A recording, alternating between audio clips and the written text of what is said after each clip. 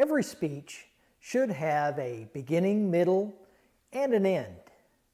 This video tackles the middle part or the body of the speech.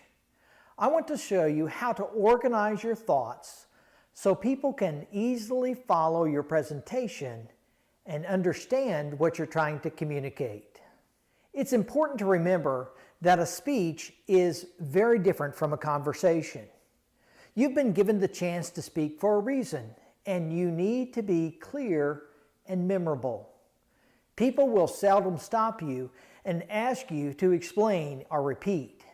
And so this is why we need to organize our speeches, our thoughts, very well.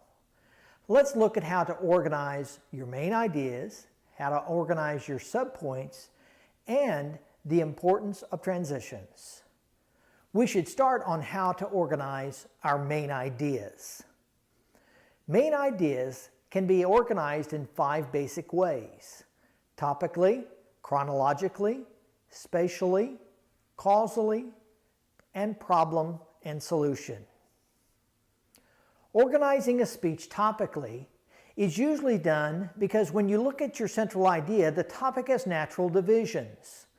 The areas are usually of equal importance, and it wouldn't really matter which area you discussed first.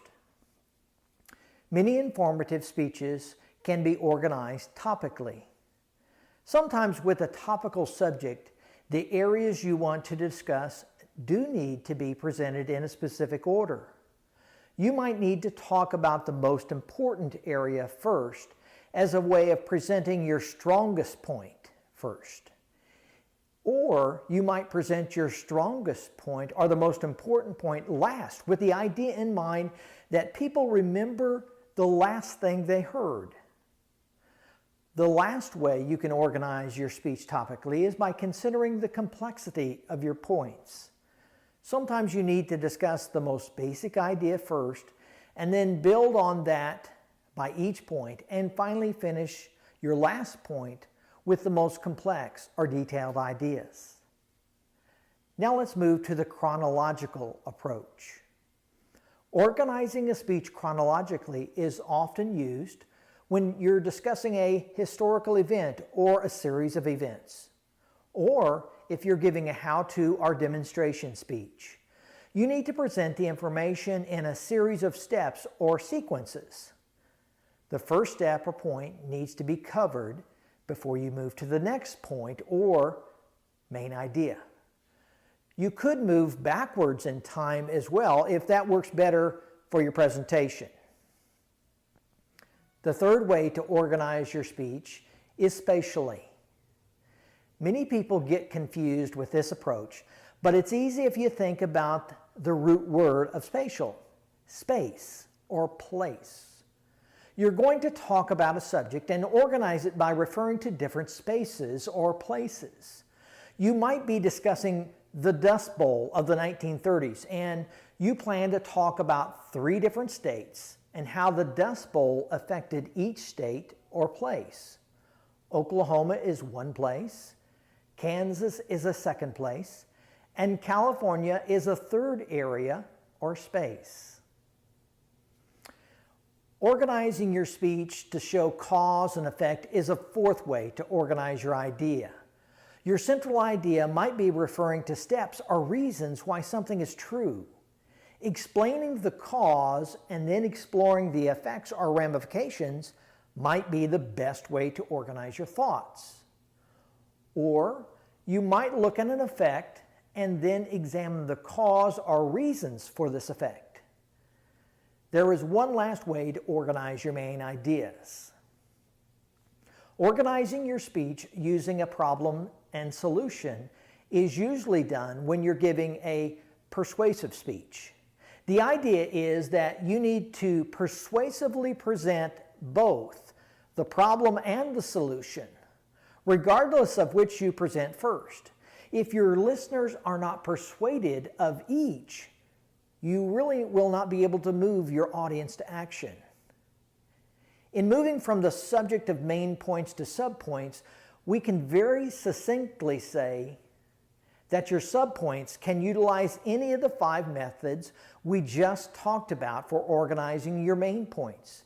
And often you'll use a combination of these approaches in different subpoints. A subpoint provides the backup information why the claim that you made in your main point is valid. This is where you integrate all of your explanations, your supporting material, your research, quotes, or paraphrases. Always remember to give an oral citation for information that you found or researched. An oral citation is when you indicate the author, title of the article, name of publication, and the date. You also might include why the person you're citing is a valid source. The last area the video will examine is transitions. I hope you've been listening closely because I've used many transitions already in this video as I've moved from one subject to the next. A transition is a verbal indication that you're finished discussing one area and you're moving to another point. It helps your listeners know where you are in the presentation. Transitions are sometimes called signposts, like a sign on a highway that lets you know something is coming up. A transition can be a summary of what you just covered, a preview of the next area, or both. The important thing to remember is that your listeners absolutely need to hear your transitions so they can hear the organization of your speech. One more thing. If people cannot hear the organization of your speech, no matter the kind of organization you have chosen to use, they will be lost.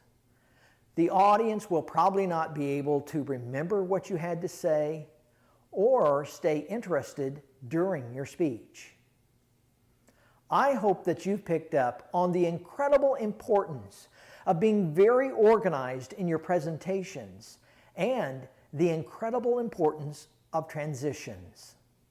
Now, start working to better organize your next speech. See you in the next video.